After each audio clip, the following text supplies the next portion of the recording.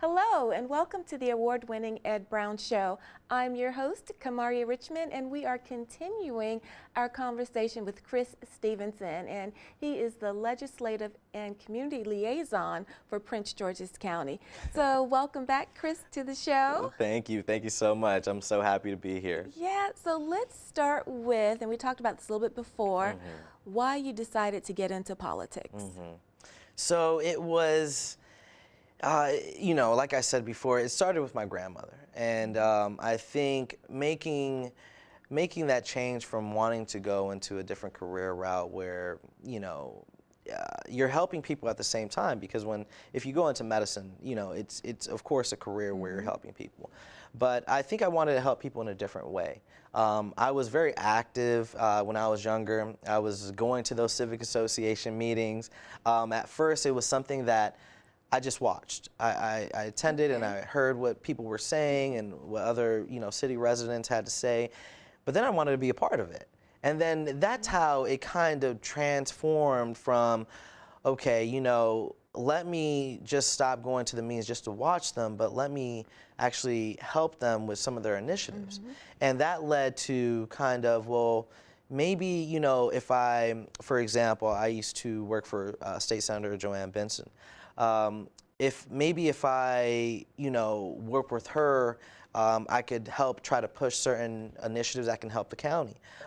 So it stemmed from a place of activism, I would say, but really a passion to just help the community. And I want to talk about that. So working with Mrs. Benson, tell us, as a young person, well, how can young people get involved? How do you become a page? How do you decide, you know, where you want to work and how you want to work and the initiatives? So kind of walk us through that process. So how did you get to work with her? State Senator Joanne Benson is actually a close family friend. So this literally was just happenstance.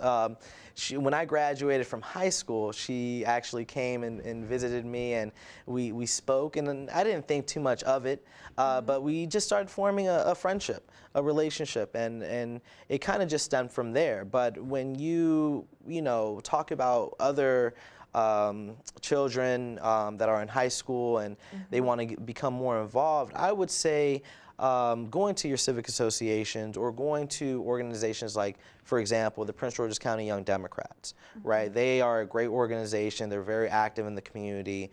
They push a lot of initiatives that the Democratic Party has, you know, that wants to be implemented in the county. I would say it's not difficult. You know, we live in a very technology-oriented world now. You can find really anything online. You can call your congressman. You can call your state senator. You can put in your address to see where you live to find out who's your representatives. So I think it's not that difficult at all, and I think technology helps with that. But I think if you wanted to, at a young age, get more involved, I would say just go to your local city or your municipality and ask them how you can get more involved. And the one thing that you can kind of talk about that, because people want change in their community, but they don't want to go to the meetings. You know, they don't know, you know, who's in the legislative. So I'm getting like really tongue-tied. So people really don't know, and some people that don't have access to the web, I mean, how can you reach out to those folks? You know, I think, and I think it's incumbent on organizations like the Prince George's County Democratic Central Committee to go out in communities and make sure that communities are informed. What does that mean? That means everything from knocking on doors to, you know, just saying, hi, we're here, this is what we do, you can get more involved by doing X, Y, and Z, to meeting people at community days, maybe fundraising activities for local schools and so forth. So, you know, you can also go to your local church or any place of faith that you're involved in or involved with, that, you know, you can ask them how you can get more involved in your community. So I don't think it's just really just reliant on technology. I think it's more reliant on you to care enough to go or find a source that would happen to know some information. And that's the important thing. You have to want to know to actually go out and make a difference and make change. But tell us about your current position. Sure. So my current position, I currently work for Prince George's County Council member Calvin Hawkins. My position is the Legislative and Community Liaison in the office. So I work with a lot of outside organizations, civic associations, county residents, to basically be that bridge between themselves and the council member. So that can range from anything from, recently we had a civic association that asked the council member for helps with backpacks for back to school day. So it really ranges. Any problems that you're experiencing that the county council member can help with, I get emails about it, the chief of staff gets emails about it. So we're really both that bridge to the county council member so he can stay more informed about what's going on in the community and so forth. Now, my position also has a legislative aspect to it. So I also do research in the office about legislative initiatives that the county council member can put forth and possibly try to get support in and ultimately sign into law with the county executive's approval. So it's a dual aspect, but I've done everything from that to being a liaison for him at different meetings. Recently, there was an environmental meeting at the University of Maryland where I kind of presented his initiatives on environmental policy in the county and so forth. So I like to say it's a dual role, but I love it. I love it. It's a great way to meet residents and hear the concerns of residents and bring it to his attention so he can take action upon it. And how did you connect with Mr. Hawkins? So this past election cycle, I actually ran for office myself, and he was running for county council, of course, and we were supporting each other. The state senator was also who I was at the time working with, also supported him. So we met each other, and all of our campaigns supported each other. So it was something that just led from knowing his positions and helping him campaign and so forth, to it evolving to a possibility of me working with him. And I think that was a great opportunity because it allowed me to really get to know him on a legislative and political level, but also on a level where I could be an asset to him in order to try to help the county. And tell us, what are those initiatives? So the councilman is currently the chair of the Health, Human Services, and Public Safety Committee on the County Council. So a lot of our past initiatives have kind of centered around those subject matters. Recently, he has produced a bill or passed a bill that kind of concentrates on the cultures and the arts of the county, as well as a reentry board that kind of concentrates on the process and implementation and services that reentry citizens are looking for. And that's an important point about reentry. And of course, it's all important whether you talk about health care or the reentry, what's going on globally. And so you talked also too about the environment, which is extremely important. This election cycle, every Democrat has focused on climate change. And so we know that can affect everything. Whether the country is safe, it's globally, are we safe? Do we have clean air? Do we have clean water? Can the children go to school? Kind of talk to us about that initiative because, as everyone is saying, like that could be number one for the next president of the United States. So currently I was going to say something else. For a president that will really focus on climate change. So currently the council member is part of the Prince George's County Environmental Coalition, and it's made up of different individuals. Some are on the state level, most are on the local level, and it's basically a coalition that kind of concentrates on the environmental impact that we're currently having in Prince George's County. The coalition has various responsibilities, but it basically centers on analyzing what's going on in the county and kind of providing solutions to some of those problems. Of course, you know, a lot of residents have different concerns. Like you said, there are concerns with, you know, water in the county, how clean the water is. The air, of course, when development occurs, how that development, no matter if it's anything from a new building to some residents have made complaints about the MegLab train, what the environmental impact is going to be about that. Okay. Basically, the coalition helps with that, and he's one of the members of that coalition. So he takes a strong stance on making sure that anything that he can assist with to bring about a cleaner, healthier environment, you know, he concentrates on it and produces the best type of outcome. And that's what we need. I mean, that is definitely something that we have to focus on. It's not something, they tell us we have 10 years to do what we need to do for the environment. And so you mentioned before about the Young Democrats.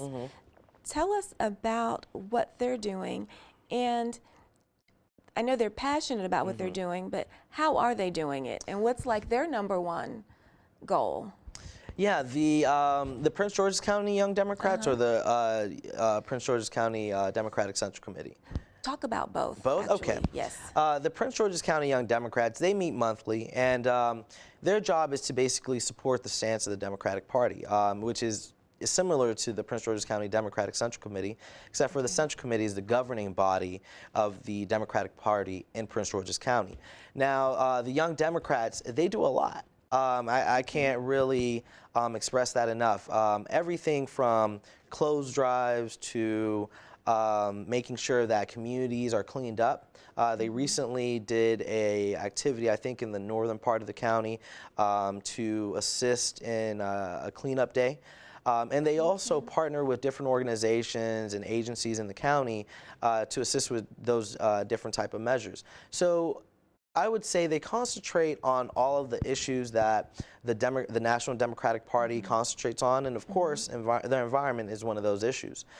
So they're very active. They also help to get different Democratic candidates elected as well. Of course, you know, it's a surprise to no one that Prince George's County is a Democratic county. So they help with that, and you know, they knock on doors and so forth. So they're a very powerful, I would say, group in the county that does a lot of good, and it wants to get a lot of people involved, especially the younger generation, and the younger generation to help the older generation as well. Absolutely. And so tell us, in this political season, how is Prince George's County involved? How do we get the residents out to do what they need to do to get us back in? Because a lot of people, they think, oh, I want to just vote, you know, for president. But you need to do that 2 years before. Because, you know, this is where your judges come from, and, you know, everyone that works in the legislature. So how do we do it? Yeah, so, you know, I'm glad you brought up that question. I think that's more of a responsibility of the Democratic Central Committee. That is a role. We are a grassroots committee that we're responsible to be active in our communities. So making sure that you know not only when you should vote, where you're going to vote, the candidates you can vote for, and so forth. That's part of our job. It's to make sure that you're well informed about the opportunities, your fiduciary responsibility to vote, and so forth, that deals with the Democratic Party. We would like, and we just actually set a new strategy and initiatives on how every committee on the subcommittee on the central committee is going to go out in the community and kind of become more involved. A lot of people in the county complain that, or they either complain or they say that they don't really know what the central committee does, who the central committee is, and so forth.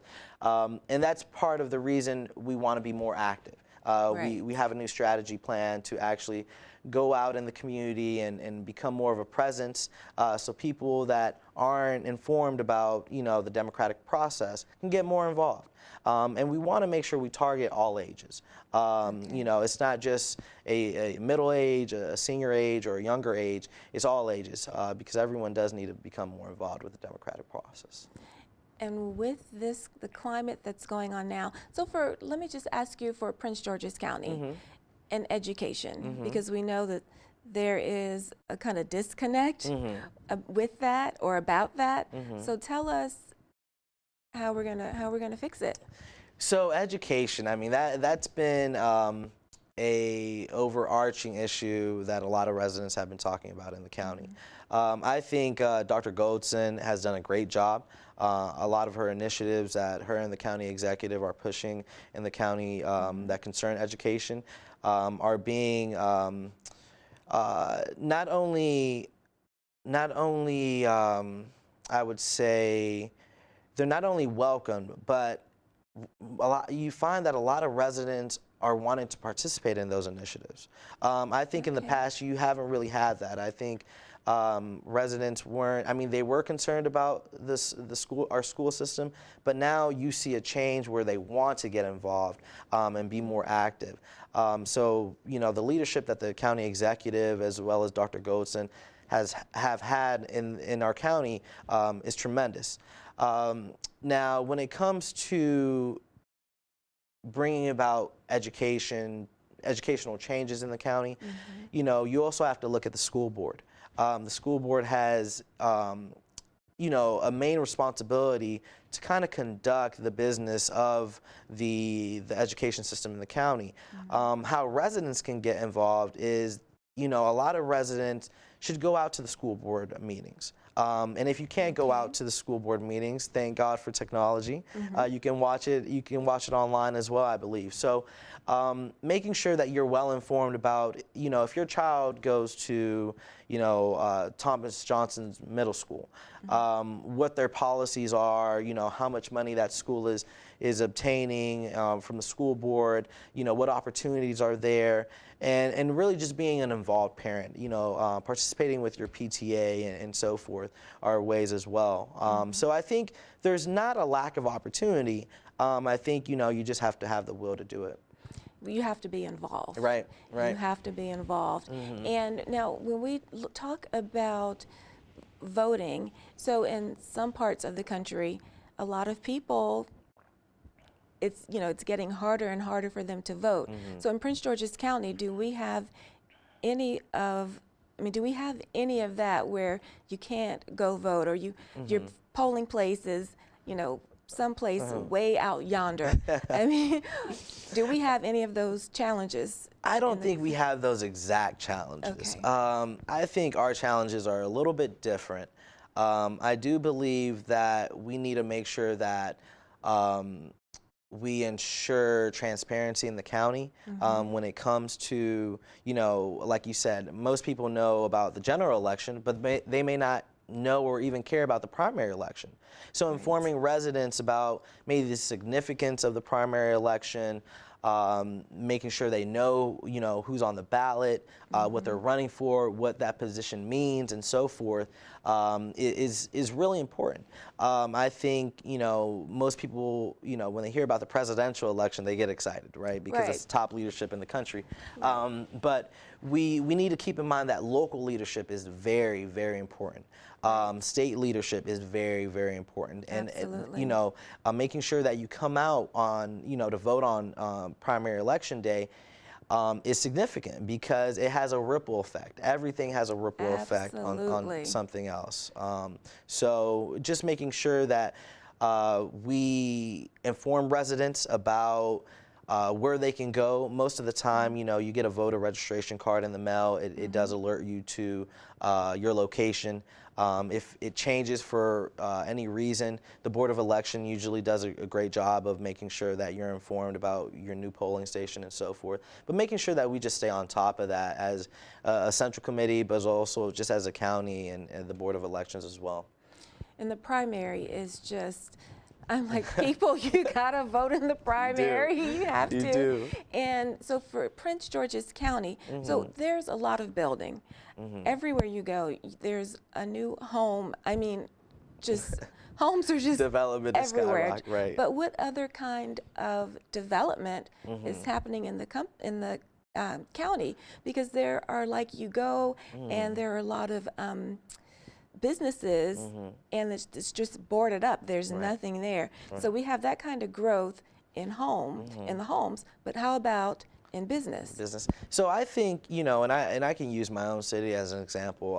I do live in Glenarden, and you know, we saw Wegmans, Costco, different restaurants and retail come to that area. I think we're seeing more of that in the county. I think even if it's not there yet, it is coming. You know, you have you know, retail and businesses that are supposed to come to the Westphalia area of the county. I just believe that no matter where you are in the northern, central, or southern part of the county, we are experiencing, like you said, a residential increase in development and so forth, but more businesses are also starting to come into the county as well. We're seeing that because not only are more residential areas, but you have like the Largo Hospital that's being built, right? Yes. That's you know, it's going to be a large research hospital, and it's going to bring a lot of businesses to the county, as well as a lot more residents to the county. Residential development is happening over in that area as well. So when you think about residential increase and business increase, it kind of goes hand in hand most often, because you know, you want to have areas of the county where, you know, if you're building these nice homes and apartment complexes and so forth, you also want to have businesses where these residents can go to actually buy groceries, to buy, you know, to go to that restaurant and so forth. So I think, you know, we're on a wave where we're increasing in both capacities. It's just really making sure that the county gets a, I would say, an equal amount of representation for businesses and everything else in various parts. And that brings more jobs. It does. Because that's going to be a research facility, and I mean, that is something that the county definitely needs. Right. So when we talk about jobs in Prince George's County and the initiatives, where are we on that front? So, like you said, I think, you know, the Largo Hospital is at this time one of the largest caveats of bringing more jobs into the county.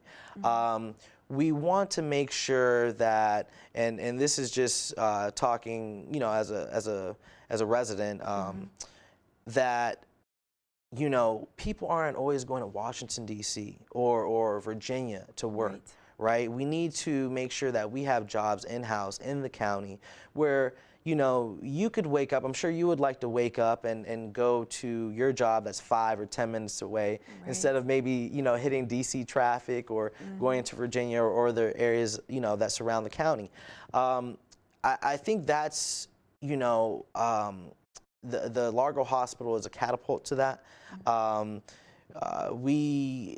I think a lot of people foresee that it's going to have a ripple effect, and we're going to bring more businesses. As more businesses and residents are built, the jobs are going to be there. They're, you know, you're not going to have to worry about, you know, your money leaving out of the county. You can keep it in the county, and it can circulate in the county, and that just has a better overall financial effect in the county as well.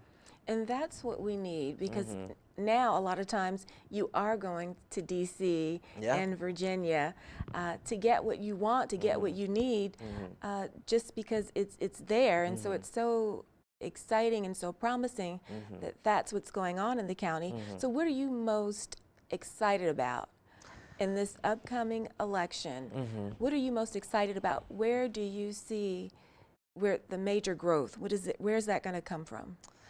I think it's going to come from a variety of places. I mean, you know, you have like the MGM, right, in the southern part of the county, that's bringing a lot of revenue into the county. The Largo Hospital is going to bring a lot.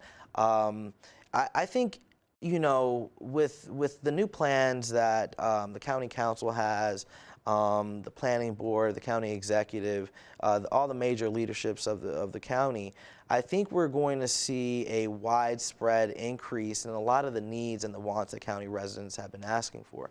I don't think it's going to center on any particular area, because I think it's just a rising tide. I think, you know, and a rising tide lifts all ships. So I think, you know, our educational system is getting better. Businesses are coming into the county. The county is kind of at this point where it's taking more of an ear to the concerns of residents. And I think that starts from the top with the county executive being more aware and wanting to hear the concerns of county residents. And I think she's been doing an amazing job. So I think it's going to be an overall just lift of every area you can think of. You know, we're bringing in more grocery stores. More grocery stores are coming into the county. We're having more farmers markets where, you know, residents can, you know, get organic produce and everything else you can think of to kind of live those sustainable lifestyles and healthy lifestyles and so forth. So I don't think it's just a particular area, I would say, because, you know, if we talk about businesses coming, we can also talk about the rate of increase for, you know, residential capacity and so forth. But I think we're on a rise overall. I agree. I'm excited about what's going on in the county now and where it seems to be going. And Chris, how can people reach out to you for more, just for help, or just to say, you know what, you're doing a great job, or I'd like to get involved. What do I need to do? Where do I need to go? So how can folks reach you? Sure. My email is cl.stevenson@co.pg.md.us. They can always email me. That's my work email address. Or, you know, I'm also on the Central Committee. So if they would like to get more involved, we have a contact information page on the Central Committee, on the Central Committee's website, where they can express their concerns. They can, you know, tell the chair of the Central Committee what they would like to see in their community and so forth. And, you know, I think we're overall just taking more of an ear to the community. We're hearing their concerns more. We want to get more involved and more engaged, but I'm always open to help wherever I can. So, and I really look forward to, you know, what's to come. Me too. So, Chris, thank you so much for being on the award-winning Ed Brown Show. Thank you. You have been a joy and very informative, and we really appreciate that. So, we'll see you next time.